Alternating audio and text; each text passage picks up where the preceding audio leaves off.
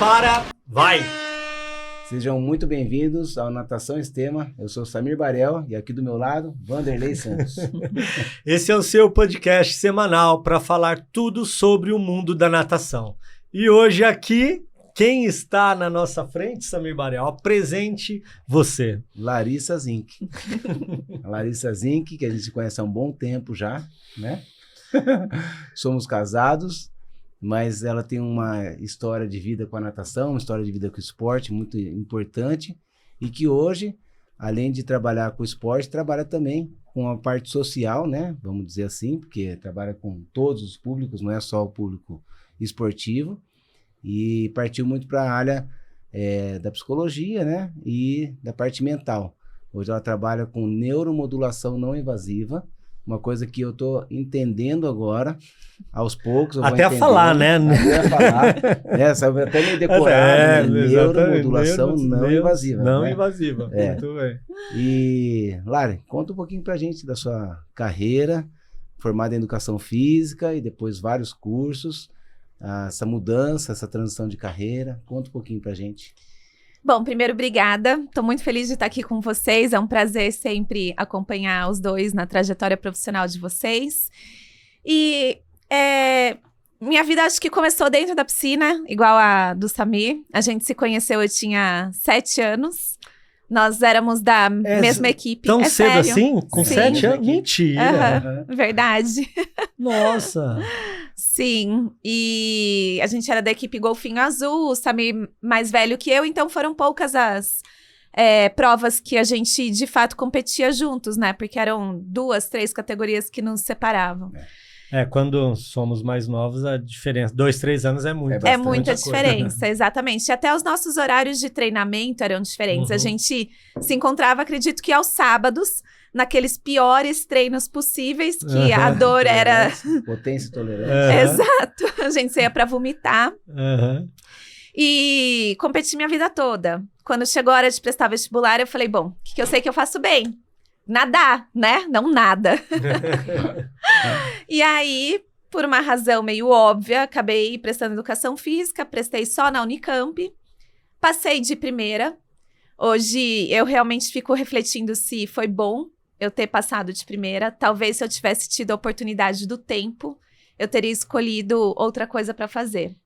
Bom, fiz a Educação Física, né? Cursei os 4 anos, me formei, fui trabalhar com natação. Exatamente. Ficava na beira da piscina. E o Samir e eu nos reencontramos quando eu era estagiária. E ele me incentivou a voltar a competir. Que da natação eu fui pro triatlon e do triatlon eu fiquei meio, e agora para qual rumo eu vou? E aí o Samir me trouxe de volta para as maratonas. E te resgatou desse mundo. Me resgatou desse mundo. Desse mundo de triatletas. Não, é brincadeira, triatleta, calma. Amo vocês todos, mas vamos lá. Porque nós todos amamos. Nós todos amamos, né? Voltou o foco, né, pra natação. Legal. E então eu voltei a competir com maratona aquática. Em 2010, é isso? A gente abre a Elo? A Elo Assessoria 2010. 2010 a gente abre a Elo Assessoria juntos. Eu como treinadora também de natação, o Samir junto. E em 2013 a gente abre a Elo Academia. Exato. Perfeito. E quando a proposta de iniciar a academia se concretizou, uma das coisas que a gente conversou é que nós não íamos depender juntos do mesmo emprego. Até porque se tá bom, temos grandes voos juntos, se tá ruim, quebra junto. Não guardar todos os ovos na mesma cesta, exato, né? O famoso. Exato. Então, o Samir se consolidou na carreira dele e eu novamente fiquei, bom, e agora, o que eu faço? E em 2015 eu descobri a neurociência, mais para neurociência comportamental, menos para neurociência esportiva. E meio que o mundo se abriu para mim. Eu falei, cara, eu gosto muito do pescoço para cima. Quero estudar mais sobre isso. E fui estudando sozinha, até porque em 2015 eram poucos os cursos que tinham um conteúdo mais comportamental, voltado para o esporte menos ainda. Em 2019 eu termino minha segunda pós-graduação em neurociência do comportamento e abro a Neuroesporte, que é uma empresa especializada em neurociência aplicada ao esporte. Só que tem uma coisa que o Samir percebe, é que eu sou muito inquieta em relação a estudo. Eu gosto muito de estudar e eu gosto muito de entender, assim, cara, o que de fato faz diferença na vida das pessoas. E com a Neurosport eu estava muito feliz, trabalhando com avaliações cognitivas, entendendo, avaliando o cérebro dos atletas, treinando o cérebro dos atletas, indo mais para essa parte mental. E em 2022, 2023, eu fui em um congresso que discutiu a reabilitação cognitiva pós-Covid.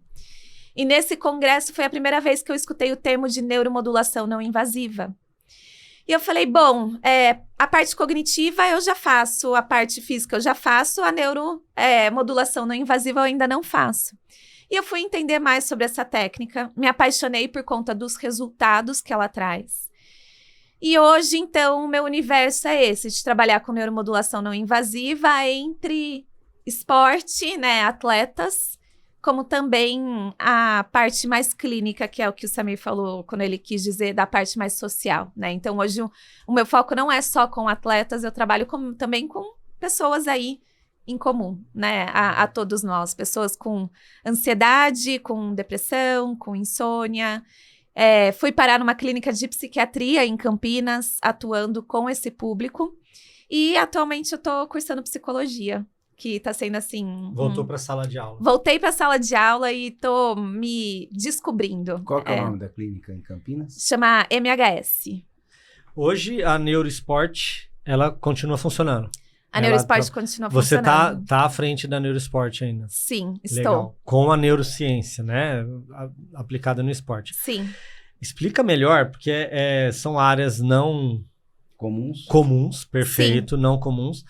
Como a neurociência pode ajudar o nosso atleta, o meu aluno, o aluno do Samir, o aluno que está em casa, o atleta, esse nadador amador, estamos falando com o público amador. Sim. Como a neurociência ajuda e aonde ela vai trabalhar para ser bem prático, específico para a pessoa entender. Tá, perfeito. Então, a gente tem que parar de dissociar mente e corpo. Hoje, a gente sabe que está tudo integrado. E o cérebro, ele é um órgão muito importante.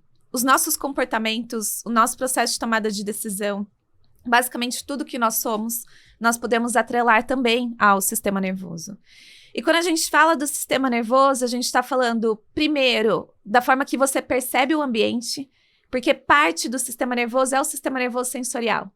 Então, a gente pode se questionar assim, um aluno aumentou muito tempo em uma prova, vamos pôr uma prova aí bem conhecida, a Fuga das Ilhas, 1.500 metros. Nossa, o aluno aumentou muito tempo e a gente não pode atrelar as condições. Que as condições climáticas, elas estavam boas, a corrente estava boa, não estava com vento, não estava batido. Foi uma questão técnica? Foi uma questão tática? Ou foi uma questão de percepção? Que o aluno não conseguiu se orientar, o aluno não conseguiu ver o ponto. Então, quando a gente vai para águas abertas, a gente percebe que a parte de percepção é fundamental. Se o aluno não consegue perceber aonde ele está, isso acaba impactando na forma que ele processa a informação e, portanto, na forma que ele constrói uma resposta. Então, se a gente pega o sistema nervoso sensorial, ele é imprescindível para maratona aquática, para triatlon, para águas abertas. Segundo ponto a gente sabe muito como as emoções impactam no rendimento atlético. Aonde está a emoção? Está no coração? Gostaria de dizer que sim, mas não. A emoção está no sistema nervoso. Então, um atleta, quando ele está confiante, ele não toma a mesma decisão quando ele não está confiante. Um atleta que está feliz não nada da mesma forma que um atleta que não está feliz.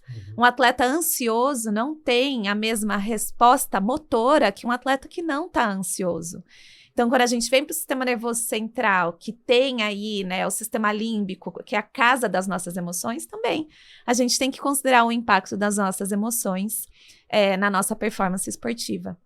E aí, por fim, Vandi, a gente não pode esquecer que o sistema nervoso motor está no sistema nervoso. Então, como que o atleta treina, com que nível de consciência ele treina, com que nível de presença ele treina, isso pode otimizar ou não otimizar a performance esportiva dele. Então, assim, respondendo a tua pergunta, às vezes a resposta para uma melhora esportiva não está no corpo, não está no equipamento. Muitas vezes a resposta da melhora esportiva está no cérebro e o que você tem feito com ele no seu dia a dia. É fácil a gente entender como é que eu vou melhorar a performance no treino, né? Eu nadei e demorei. Né? Exatamente. Eu vou treinar mais, eu vou aumentar volume, aumentar a intensidade. Eu tava fraco. Então eu vou comer mais, melhor alimentação, né? E o cérebro? Como é que eu treino o cérebro para melhorar, para performar melhor?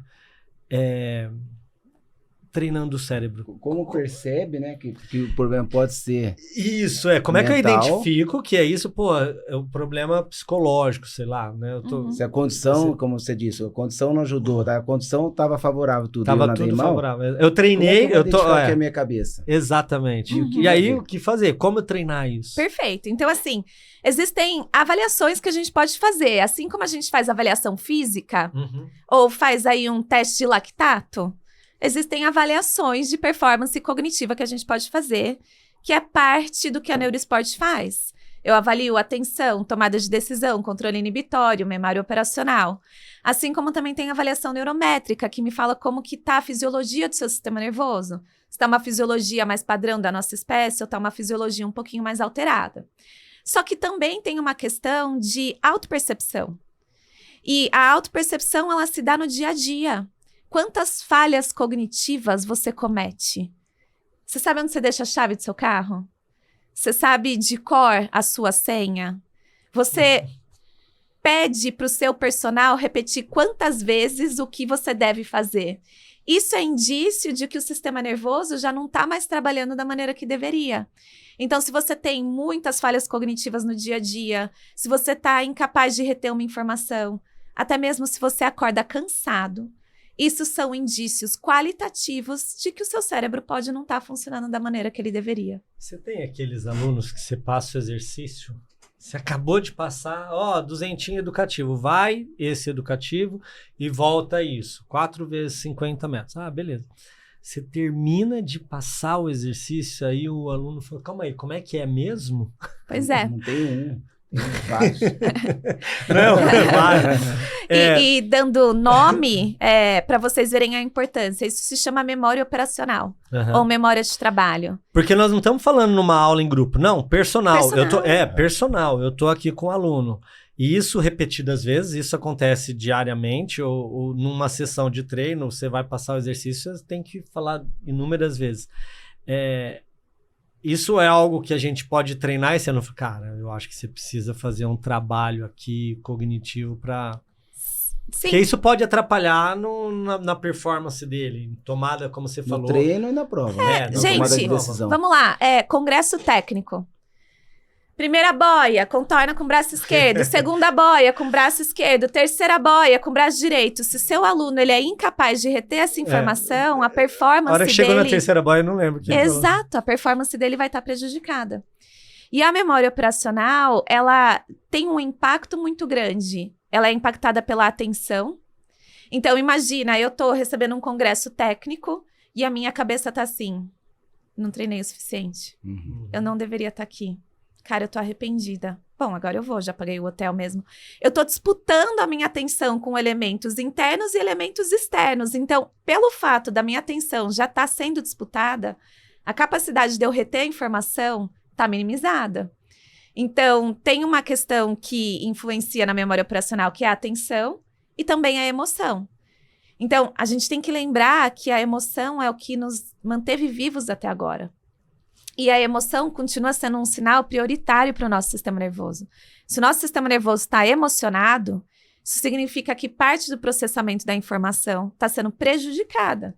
E a possibilidade de eu reter pequenas parcelas, fragmentos, ao invés da história toda do congresso técnico, é bem maior eu reter pequenas parcelas do que o congresso técnico inteiro por conta da minha emoção. E aí, sim, dá para treinar. E dá para treinar com exercícios mesmos, que é aí a proposta da neuroesporte, bem como também reavaliando o dia a dia. A gente não pode esquecer que o estilo de vida é muito importante. E a forma que a gente está vivendo tem sido um insulto para o nosso sistema nervoso. E hoje em dia tem sido confundido com TDAH. O TDAH muitas vezes hoje pode ser uma muleta para aquela pessoa que não está tendo uma qualidade de vida ideal. É isso? Então, olha só, eu tenho trabalhado com 2 psiquiatras frequentemente, o Dr. Alexandre Quelli e o Dr. Leandro Abraão. E eles são incríveis, primeiro porque eles me abraçaram, né, me aceitaram como parte do time, como também são psiquiatras que são extremamente cautelosos na questão de dar diagnóstico. Então, eu estou aprendendo ainda sobre esse universo. Agora, o que eu sei do TDAH é que é um transtorno de neurodesenvolvimento que começa a aparecer na infância. E se na escola não apresentava-se queixas, não tinha questão de atenção, não tinha questão de nota, não tinha uma questão de comportamento hiperativo, se a criança era organizada, se a criança conseguia seguir a aula, e hoje como adulto se queixa de déficit de atenção, isso não necessariamente é TDAH. Isso pode ser uma privação de sono, pode ser um estresse muito grande, pode ser um estilo de vida inadequado, pode até mesmo estar associado à alimentação. Então, para os adultos que hoje estão falando assim, não, eu tenho certeza que eu tenho TDAH, vale a pena investigar? E se o psiquiatra for bom, como o doutor Alexandre e o doutor Leandro, eles vão perguntar da infância. A infância, ela tem que ser explorada para aí sim fechar o diagnóstico. Não, tem que ser TDAH, porque é a desculpa que eu tenho para um monte de coisa. Tem que ser, porque como é que eu vou dar desculpa agora, que eu esqueci? Que a Liana vai pensar, A Liana, eu já dei o meu laudo para a Liana. Falei, Liana, é TDAH, é por isso que eu esqueci a chave, por isso que eu esqueci. Olá, e aí, você falou de treinar o cérebro com a parte cognitiva. Isso. E aí a gente entra um pouquinho na neuromodulação não invasiva. Isso. Explica um pouco, porque assim, é uma palavra nova no nosso meio. Tem gente que nunca nem ouviu falar. Sim. Né? Eu ouvi falar porque eu sou casado com você. Então... Eu tô ouvindo porque eu tô aqui. Né? E é uma coisa que existe há muito tempo, né? Sim, então eu vou remeter ao congresso para fazer um link com o treino cognitivo. Boa. Então, a USP, ela estava apresentando um estudo que foi feito com reabilitação de Covid. E tinham 3 grupos, e é legal esse estudo porque remete à importância da atividade física. O primeiro grupo é um grupo que só fazia treinamento cognitivo para reabilitar a atenção, memória, dentre outras coisas. O segundo grupo, olha que legal, fazia treino cognitivo enquanto pedalava. E esse segundo grupo teve um resultado superior ao primeiro. Então, a atividade física... O primeiro grupo, um trabalho cognitivo, era o quê? Fazia o quê? Exercícios de atenção e memória num aplicativo. Tá. Só fazendo isso. Isso. Aí o outro fazia... O segundo grupo... Isso, então eu estava pedalando enquanto eu fazia exercícios em um aplicativo de atenção, memória. Era exatamente o mesmo. Era exatamente o mesmo aplicativo. Perfeito. E o terceiro grupo pedalava, respondia ao aplicativo e fazia a tal da neuromodulação não invasiva. E o resultado desse terceiro grupo foi muito superior do que aos dos demais grupos. Eu falei, gente, eu já faço essa parte de estimulação cognitiva com atletas, o que deu tanto resultado aí? Então, neuromodulação não invasiva é um guarda-chuva de técnicas, envolvem várias técnicas, que visam modular, ou seja, moldar, alterar a fisiologia do nosso sistema nervoso. Quando a gente está diante de um quadro de TDAH, de ansiedade, de depressão, o nosso cérebro ele já não está mais funcionando da maneira que um cérebro normal, né, saudável, funciona. E se a gente entra, então, com uma técnica que ajuda o cérebro a voltar à sua fisiologia normal, a gente ajuda na cura dessa queixa, certo? Então, neuromodulação não invasiva é um conjunto de técnicas que atuam na fisiologia do sistema nervoso. Dentro desse guarda-chuva de técnicas tem a estimulação magnética transcraniana, a estimulação elétrica transcraniana, a estimulação de fotobiomodulação, que é com luz LED. E eu sou formada na fotobiomodulação e na estimulação elétrica transcraniana. Então, o que consiste? Consiste em colocar eletrodos em cima de pontos pré-determinados por protocolos e soltar uma corrente contínua de baixa intensidade. Nossa, eu tava pensando isso mesmo, né? Tipo um capacete assim, umas coisas, dando um choquezinho, é isso mesmo? Então, capacete geralmente é LED. A estimulação elétrica são eletrodos. Já fez fisioterapia para o ombro? É igual do coração. É igual, não é aqueles negocinhos que a gente faz para fazer o eletrocardiograma? É mais fisioterapia. Você já fez fisioterapia para o ombro depois que você operou? Botou aqueles eletrodos aqui que soltavam um choquinho? É exatamente isso. Mas é na cabeça, em pontos pré-determinados. O que essa corrente faz? Então, tem o polo positivo e o polo negativo. Polo positivo é onde a corrente entra, polo negativo, aonde a corrente sai. No polo positivo, acontecem 3 coisas importantes. A primeira é que aumenta o fluxo sanguíneo. A segunda, diminui a viscosidade do líquor. E a terceira, deixa o nosso neurônio mais excitado. Então, enquanto o nosso neurônio naturalmente é ativado a menos 70 milivolts, com a corrente fica a menos 50 milivolts. Então, o nosso neurônio ele fica mais receptivo ao estímulo. Esses 3 fatores juntos promovem a neuroplasticidade, ou seja, otimizam, fazem com que o cérebro se reorganize de uma maneira mais otimizada. Por isso que ela é tão eficiente, porque ela atua numa parte fisiológica que a terapia, a psicologia, a psicoterapia não necessariamente atua. Atinge, exato. Apareceu algumas perguntas aqui.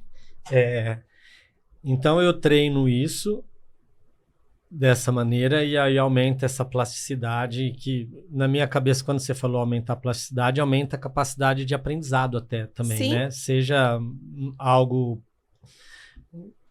de leitura, de memória, tudo mais, e até memória muscular.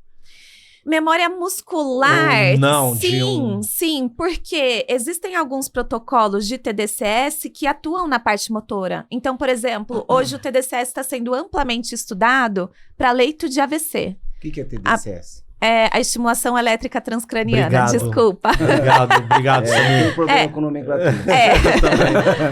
Eu não sei sigla, o que é IPVA até hoje. Imagina um desses. É a sigla que a gente usa em inglês para estimulação elétrica transcraniana. Tá. Tem sido amplamente estudado em leito de AVC.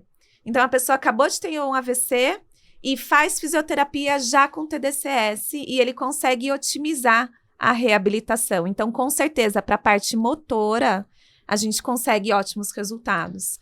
Existem estudos aqui, claro que com nadadores fica um pouquinho mais limitado, mas com ciclistas, com judocas, com crossfit, que colocam a estimulação elétrica nos pontos motores para pré-atividade, para ver o impacto durante a atividade. E uma coisa interessante é que aqui a gente está falando do desempenho motor, mas também no contexto esportivo, a estimulação elétrica transcraniana, o TDCS, está sendo usado para recuperação, para otimizar o recovery. Então, o Palmeiras é o exemplo máximo que eu posso citar aqui para vocês, que dentro do projeto masculino tem a recuperação através do cérebro. Então, os atletas saem do jogo, saem do treino, fazem lá o protocolo de recuperação com botinha, junto com os eletrodos na cabeça. E faz sentido, porque fazer uma recuperação local apenas, se você pode, através do cérebro, fazer uma recuperação sistêmica. Isso é algo treinável que tem o ganho a longo prazo ou é meio que pontual? Eu estou fazendo, se eu parar de fazer... como é que eu posso pensar nesse... Se para de fazer, você perde o que você... Você perde esse ganho? Esse ganho de neuroplasticidade, de benefícios. Perfeito. Tá, então eu vou separar a minha resposta em 2 pontos importantes. O primeiro é o efeito agudo. Então, quando a gente olha, por exemplo, para a recuperação de atletas, tem um efeito agudo, que é aquilo que a gente quer atingir. Só que não só atletas, como também o público de depressão, de ansiedade. A gente quer construir um efeito a médio e longo prazo, de forma que o cliente não precise passar por essa terapia para o resto da vida, né? E sim, Por quê? Porque o cérebro se reorganiza, o cérebro aprende, então a gente consegue construir efeitos de médio e longo prazo. O que é importante nesse caso de depressão, ansiedade, é a pessoa entender os gatilhos. Então, não adianta passar por uma terapia de neuromodulação não invasiva e reestabelecer a fisiologia do cérebro, só que lá no dia a dia continuar perante os gatilhos e sem estrutura para lidar com esses gatilhos que transformaram essa pessoa numa pessoa ansiosa ou com sintomas depressivos.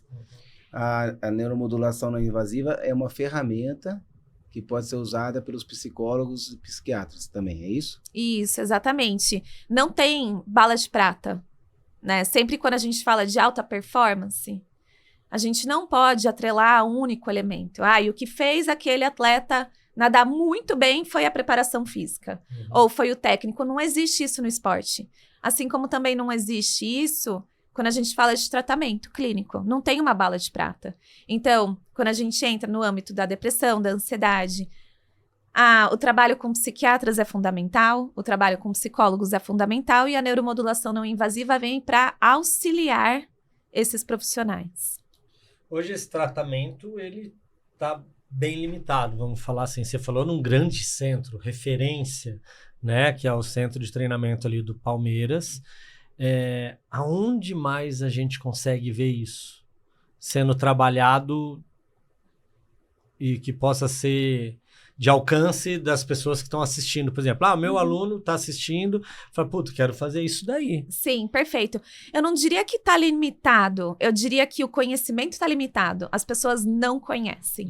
E não conhecem por alguns motivos que não vale a pena citar aqui. Agora, se tem interesse de fazer a neuromodulação não invasiva, seja por uma questão de performance, ou seja por uma questão de ansiedade, depressão, entre em contato comigo. Eu consigo ajudar através de home care ou atendimento presencial. A gente não precisa citar os motivos, mas provavelmente tem gente que usa o remédio sendo que pode usar a neuromodulação, por exemplo. É isso?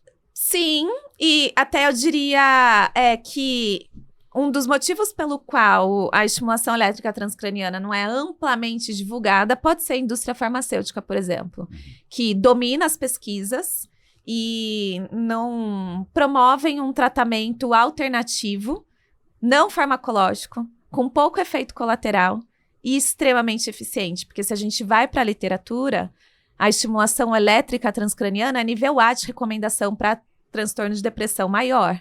Não tem nenhum antidepressivo que é nível A de recomendação. A estimulação magnética também, nível A de recomendação.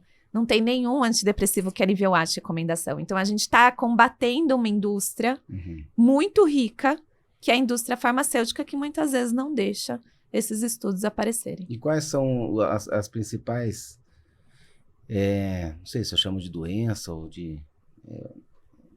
a neuromodulação atua... em quais os sintomas que a neuromodulação hoje ajuda mais? Tá. Parece duas crianças aqui. Ô tia, né? Nós dois perguntando. Tudo novo, tudo novo. Tia, o que é isso, né? E aí agora você falou de depressão também, né? A gente falou de TDAH, de depressão. Quais são o carro-chefe aí da neuromodulação? Tá, então vamos sempre nos amparar. E pensando nos atletas também, tá? Claro. Sim, nas doenças comuns e pensando no atleta. Sim. Perfeito. Então, acho que a gente deve sempre se amparar no que tem em nível de evidência científica, né? Nível A de recomendação, a gente tem para depressão, fibromialgia e migrânia, que é enxaqueca. Nível B de recomendação, putz, eu não vou lembrar de cor. Agora, eu acredito que a ansiedade deve estar aí, o TDAH deve estar também. Enfim, existem AVC. Como eu disse, tem reabilitação já do lado do leito para fazer estimulação elétrica transcraniana com resultados muito interessantes. Parkinson na área motora, Alzheimer, principalmente nos estágios iniciais, TDAH, performance cognitiva. E vocês me pediram assim, levando em consideração o público de natação. Perfeito. Então, assim, se a gente vai mais para a área de performance... eu vejo que a estimulação elétrica transcraniana, ela pode ajudar numa questão de back to game. Então, me lesionei, parei de treinar, parei de nadar e quero acelerar o meu retorno. Então, você pode fazer estimulação elétrica como... Back to game é voltar pro jogo. Voltar pro jogo, exato. Back to game. Como priming, né? Como uma estimulação pré-treino.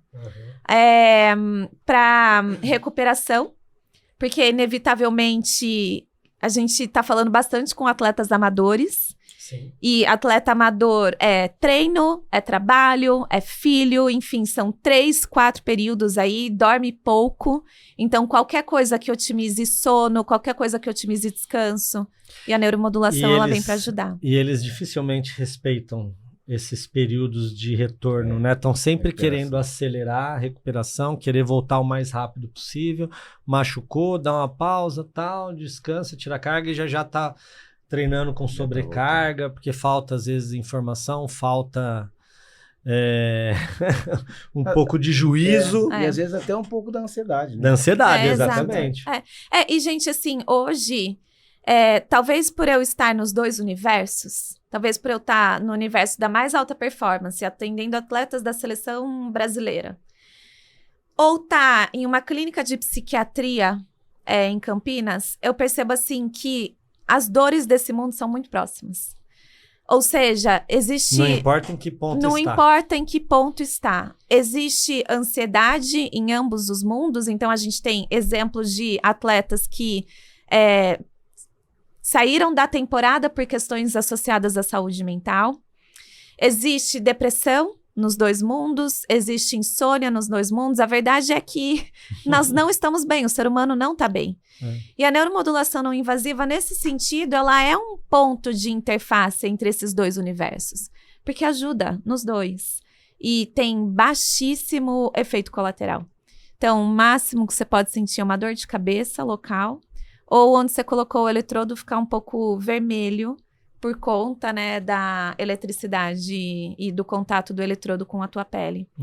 Então, atrás de um atleta, independentemente se é amador, se é profissional, tem um ser humano. E junto com o ser humano vem um dilema de saúde mental, que, na minha opinião, é a maior epidemia de saúde mental que nós estamos enfrentando. E a neuromodulação vem para ajudar. Saúde mental que a gente conversou recente aqui, né? Vamos lá, saindo um pouco desse assunto, entrando numa outra que eu quero explorar e buscar o máximo de informações possível aqui. Larissa já trabalhou em parceria com a Yellow Cap, já fizemos trabalho aí algum tempo atrás, para ajudar nesses aspectos de... Era praticamente assim um vencer desafios, né? Pessoas que se propõem. No projeto que a gente fez era uma mentoria, onde as pessoas iam colocar desafios a uma prova nova e se inscreve. A gente estava conversando no almoço que já tem gente se inscrevendo para começar a treinar com você agora, se preparando para um desafio ano que vem. Né, a travessia 14 bis o ano que vem, e isso o tempo todo, né? Então sempre os alunos estão vindo colocando desafios, né? E aí naquela oportunidade a gente fez um trabalho para você trabalhar com esses atletas que estavam colocando desafios lá na frente. Sim. Para essa turma que você atende, que você lida, quais são as principais dificuldades que essas pessoas ou quais são as limitações que essas pessoas se colocam? O que atrapalha essas pessoas a alcançar o objetivo? Quais são os principais obstáculos que essas pessoas encontram e que você precisa ajudar? Perfeito. Então, eu vejo assim que, levando em consideração que a trajetória com você, Vanderlei, e com o Samir, ajudar atletas amadores, eu vejo assim que é relativamente fácil a gente querer se profissionalizar. E o atleta amador já sofre pressão de vários lados. Tem pressão do trabalho, tem pressão pelo papel familiar que ele exerce. E essa pressão, ela acaba invadindo o cenário esportivo. Então, é uma questão de enviesar o olhar. Não olhar que aquele cenário, aquele desafio, é um desafio que eu me coloquei para eu me manter saudável, para eu me manter feliz, para eu sentir bem-estar. E aquele objetivo acaba se tornando algo extremamente pesado. Fonte de pensamentos completamente negativos, fonte de autocrítica, fonte de autocobrança. Então, eu diria que um dos principais desafios aí é você se lembrar por que você está fazendo esporte. Você está fazendo esporte para ser feliz. Você está fazendo esporte para se manter saudável. Você está fazendo esporte para superar desafios. E não para você ter mais um espaço de pressão, de autocobrança, de autocrítica, de culpa. E é muito fácil a gente se perder nesse entremeio. Eu até me coloco assim nessa, né? Que agora, por uma questão de dinâmica familiar, eu não tô mais nadando, mas eu tô correndo. E, gente, eu sou daquelas assim que chego por último, tipo, nas minhas provas até acabar a água, de tão devagar que eu tô. Acabou a água. Acabou a água, eu passo, todo mundo já tomou. Se bobear, eu olho pra trás, tá motinho, assim, né? Ah, não, mas não é culpa sua, é culpa da organização. Desculpa, a organização que falhou ali de não ter água no final. E eu vejo assim, como é uma tentação você querer ficar bitolado no que o Garmin tá te mostrando, querer aumentar cada vez mais o volume, querer se inscrever numa prova muito acima daquilo que você pode estar treinando, e até mesmo como é uma tentação você terminar o treino e falar assim, nossa, que bosta, né? Que ruim. E, gente, nós somos... É os loucos do Garmin, que fica vendo, olhando pro Garmin, e o Garmin é a fonte de segurança dele. Se o Garmin não estiver mostrando que tá bem, a pessoa tá bem, mas ela fica ruim só de olhar o Garmin. Exato. Então, assim, acho que a gente não pode perder de vista por que a gente tá fazendo isso. A gente tá fazendo para ser saudável, a gente tá fazendo para ser feliz, a gente tá fazendo para ter um hobby e não deixar nada entrar nesse entremeio. Porque daí começa, né, Vanderlei? Começa um diálogo interno negativo muito pesado, começa várias dúvidas em relação à tua performance, começa um excesso de competitividade, você perde o foco, você perde o brilho, você perde o propósito. Lá no começo você falou sobre a parte cognitiva, né? Da importância do atleta ele estar focado naquilo que ele vai fazer, né? E conhecer o ambiente. Né? A gente vai dar alguma palestra, vai dar algum curso, alguma coisa, ou a mesma coisa que numa prova. Eu, por exemplo, eu gosto de chegar no mínimo 1 hora antes para fazer uma palestra ou um curso, porque eu preciso me ambientar. Senão eu fico inseguro de chegar lá e já fazer alguma coisa, né? E percebo isso nos atletas também, né? Atletas que eu vou acompanhar em ultramaratona. Falo, você vai nadar à noite. Ah, não, tranquilo nadar à noite. Só que aí quando ele se depara à noite com o mar aberto, cara, não é o que passou na cabeça dele. Na cabeça dele é um quadro, pelo menos na minha cabeça, quando eu penso, é um quadro com um barquinho, uma foto do mar à noite. Pô, beleza. Só que aí quando você se depara com a realidade, você fala, caraca, cara, é um mar aberto, gigante, né? E para muita gente, então, muitas vezes a performance está relacionada, quando você falou da fuga das ilhas no começo, está relacionada a ele chegar lá, não ter lugar para estacionar, e depois ter que nadar até o barco, e depois chegar lá na ilha e ver aquela multidão de gente, uma ilha que parecia estar longe, porque ele não tinha visto. Bom, 2 km é beleza para mim, mas ele olha ali e fala, caraca, mas isso aí tá 10 km. Então, tudo isso afeta. Afeta na questão da emoção. Então, vamos entrar na questão do nado noturno, né? Que pode ser um terror das emoções. E nesse nado aí. Noturno, você pintou o quadro, e aí a hora que chega lá, eu fiquei pensando a sensação que tem, né? Porque a hora que chega lá no alto mar, lá no escuro que vai dar a largada... Antes de entrar até. Mas a hora que tá lá, o silêncio incomoda, porque é aquele barulho só da água batendo no casco. E você tem com você. E você tem que pular, se lançar, e aquilo pode bloquear a pessoa, né? E bloqueia muita gente, né? Sim. E eu lembro que você fala sobre os pensamentos sabotadores, né?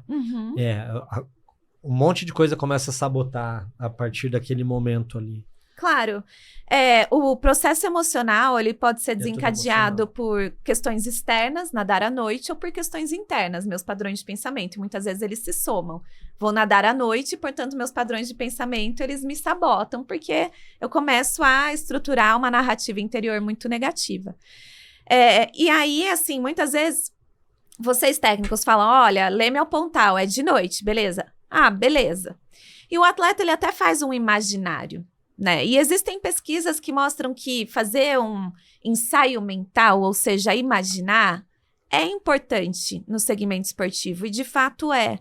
Quando você faz esse ensaio mental, você acaba acionando a área pré-motora que programa o movimento. Isso tem pesquisas que mostram. Só que muitas vezes o nosso ensaio mental ele é falho.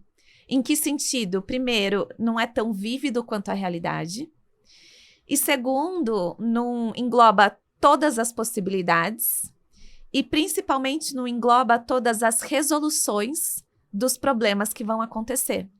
Então, você que é atleta... É difícil de prever tudo que vai acontecer, a verdade agora essa, o básico dá pra prever, Bravo, né? Então, assim, você é atleta, você quer fazer leme pontal, tá bom? Cara, vai nadar de noite, se imagina Isso que eu ia nadando falar. à noite. Agora, nadando à noite, assim, num breu, sem a possibilidade de você ver sua mão entrando, se ver fazendo isso, nadando sem ver tua mão entrando, sem ver o fundo. Agora, não só isso. Imagina a temperatura da água, imagina a sensação de estar lá. Então, quanto mais você acionar em termos de fatores aí dos órgãos do sentido, mais você está criando estrutura para o teu cérebro de fato lidar com essas questões quando elas acontecerem.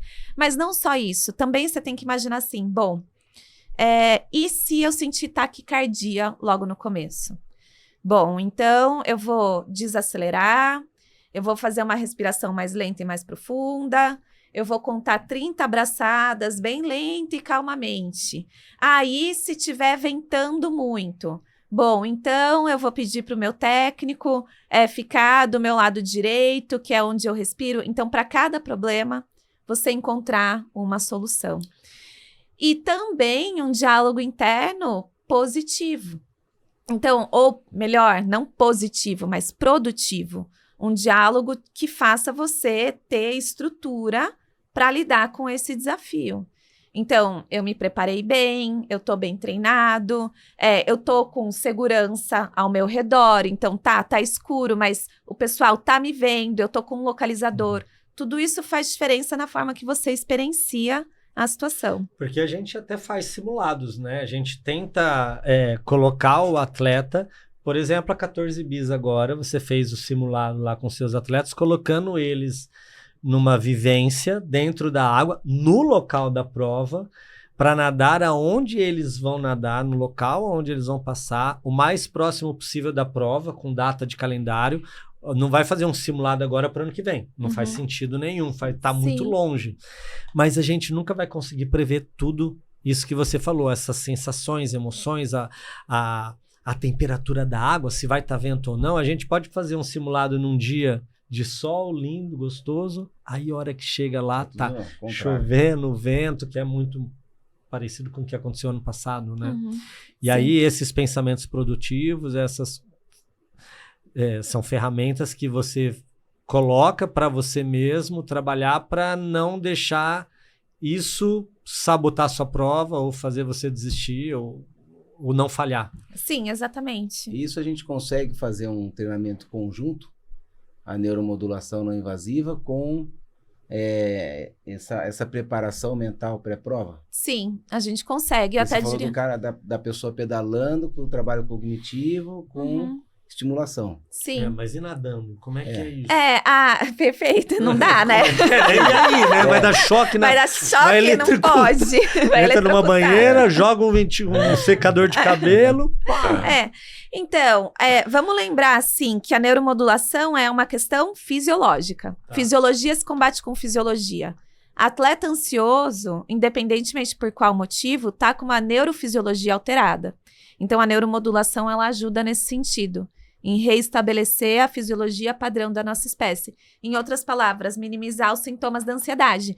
De nada adianta eu minimizar os sintomas da ansiedade através da neuromodulação não invasiva se o atleta continua falando para ele mesmo que ele não está preparado, ele não está treinado. Ele está perante um gatilho que o torna ansioso. Que daí que vem a importância da gente entender como é que está o diálogo interno, dentre outros recursos que o atleta tem que ter para fazer uma prova de maratona aquática. Por exemplo, uma das coisas que eu aprendi trabalhando há anos com vocês, né, com os atletas de vocês, é que um atleta de maratona aquática, um triatleta, ele não pode ser controlador. Não adianta querer controlar o ambiente. Não adianta querer entender como que vai estar a temperatura da água, a corrente e o vento. São fenômenos que ele não pode controlar. Quanto mais energia ele despreender nisso, pior vai ser. Por quê? Porque é um fator incontrolável. Então, o atleta de maratona aquática tem que entender que ele tem que controlar a ele mesmo. Só. O resto tem que ter uma importância menor. E essa é uma ansiedade dos atletas, né, que trabalham, que nadam, fazem prova de águas abertas, porque a prova é no domingo. Na segunda-feira ele está querendo saber a temperatura da água, está querendo saber quais são as condições e são os aspectos que ele não controla. Exatamente, ele não controla. E aí, por isso que é importante o ensaio mental. Se a água estiver fria, gelada, o que vai acontecer com o meu corpo? Bom, quando eu entrar, eu vou sentir como se fossem facadas no meu pulmão. Vou ter dificuldade de puxar o ar. O meu corpo ele vai formigar inteiro. Diante disso, o que eu vou fazer? Bom, eu vou respirar fundo 10 vezes. Vou fazer palmateio, vou estar mais perto da borda para não estar vulnerável lá no meio da represa, por exemplo.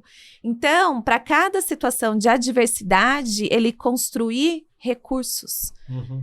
E isso, ter recursos, ter alternativa, ter resolução é uma das coisas que conforta a nossa espécie. E ele trabalhar esses recursos. Mentalmente, mas com a fissurada em neuromodulação. Né? Dá choque no cérebro de todo mundo. Vai sair daqui. Mas assim, tudo isso em conjunto com a neuromodulação. Isso intensifica o processo ou... Pode intensificar. Então, assim, existem alguns artigos, poucos artigos que mostram como a neuromodulação não invasiva pode ser um priming, um estimulador pré uma sessão de terapia cognitiva comportamental, por exemplo. Então, eu tô perguntando tudo isso porque, assim, quando eu fui nadar o canal da Catalina, que era à noite, né, ilustrando, tá? Eu não gosto de ficar falando de mim, mas para ilustrar a situação. Por favor, usa você. Eu lembro que eu tava morrendo de medo. Não queria que a Lara me inscrevesse na prova, ela foi lá e me inscreveu, né?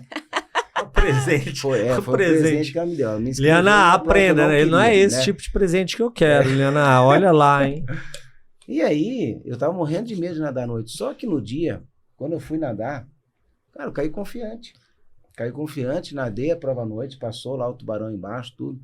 Cara, só que hoje, eu fui cair à noite com o Toy, em maio, eu entrei em pânico.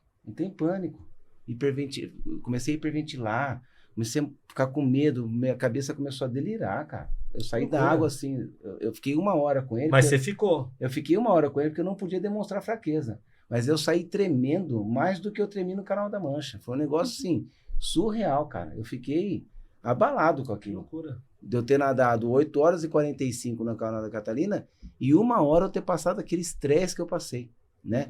Então, assim, a que se deve isso? Eu acredito que no Canal da Catalina você estava mais mentalmente preparado para lidar com as circunstâncias do que com o Toy. O Toy, eu diria assim, você caiu na água porque você tinha que. No Canal da Catalina você estava lá porque eu queria, nem você.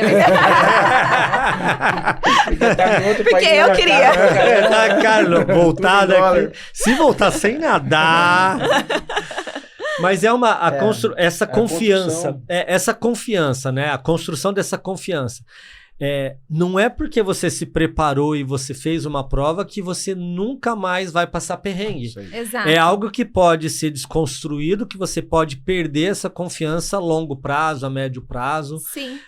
Uma prova eu fiz bem, não significa que você vai fazer toda a prova bem. Você tem que se preparar Mentalmente para Pra cada cada uma. Assim como você, eu treinei, fiz o 14 bis, agora eu não preciso mais treinar. Não, é algo que tem que ter uma consistência. Sim, a autoconfiança é um processo de construção. Existem algumas pessoas que têm um traço de personalidade de maior autoconfiança do que outras.